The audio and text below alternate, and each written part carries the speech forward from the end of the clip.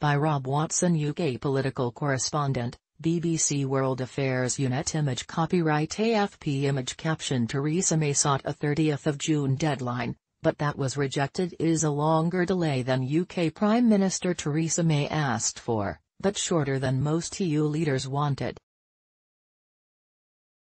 By extending the Brexit deadline to 31st of October, they have prompted headlines of Halloween Brexit and fueled controversy over UK participation in next month's European elections. So what will happen next? I've boiled it down to a short summary, and a longer analysis. With the clock ticking again, Theresa May wants Parliament to finally agree on the UK's withdrawal from the EU, preferably before 23rd of May, to avoid the UK taking part in elections to the European Parliament. Her plan is first to try to get a cross-party agreement with the opposition Labour Party. If that fails, there could be a series of votes in Parliament on alternatives to her deal, such as holding a second referendum, but agreement has so far proved elusive, so it's entirely possible the UK will be back where it started at the end of extra time. The granting of 6 more months looks like an extension of the UK's Brexit crisis, rather than an imminent end to the uncertainty. The two big questions now are: can UK politicians reach a consensus on how to leave the EU, after more than 2 years of failing to do so? Can Mrs May survive as Prime Minister and leader of the governing Conservative Party, after yet another delay to Britain's departure? On the first question there has to be little reason for optimism.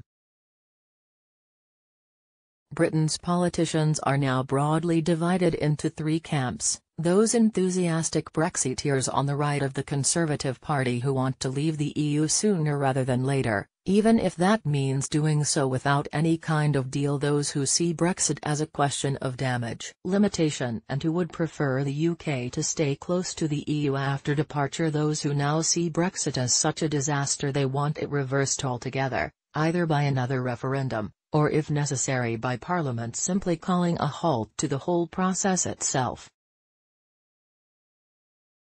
As time has gone on and tempers have frayed, MPs have, if anything, hardened in their positions rather than become more willing to compromise.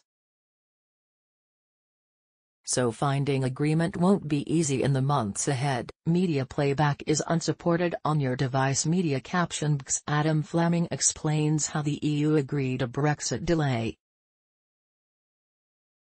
Complicating what is undoubtedly the UK's most profound political crisis since World War II, Brexit is also an issue that provokes powerful divisions not just between the two main parties, Conservative and Labour, but within them too. More on Brexit. Brexit, a really simple guide, trick or treat?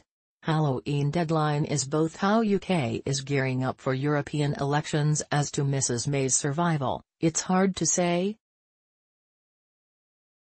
There is now turmoil in the Conservative Party. Its pro-Brexit wing is furious with Mrs May for the delays to the UK's departure and her attempts to reach out to Labour and the possibility, therefore, of a Brexit that would leave the UK too closely tied to the EU for their tastes. But moderate Conservatives are in turn furious with the Brexiteers for what they see as their utter unreasonableness. I can assure you the language they actually use about their colleagues is far stronger, but unfit for this website. So even if Mrs May were to go, her replacement would face the same problem: how to meet the massive geopolitical challenge of charting Britain's future relationship with the EU, and therefore its place in the world, while faced with a bitterly divided party and parliament. Image copyright Getty Images. Image caption: Many Conservatives dislike Mrs May's Brexit talks with Labour MPs, pictured. So what happens next? Anyone hoping this extension will be boring, and that UK politics will return to some kind of normality, is likely to be disappointed. Rather, what follows is likely to be more of the same, an angry stalemate fought against the backdrop of a profoundly divided country more skeptical than ever about the very fitness of the political system. There is an increasing sense inside Parliament and beyond that things cannot go on as they are. Here, in no particular order, are the options over the next 6 months. Mrs. May's deal, a different deal, no deal, a government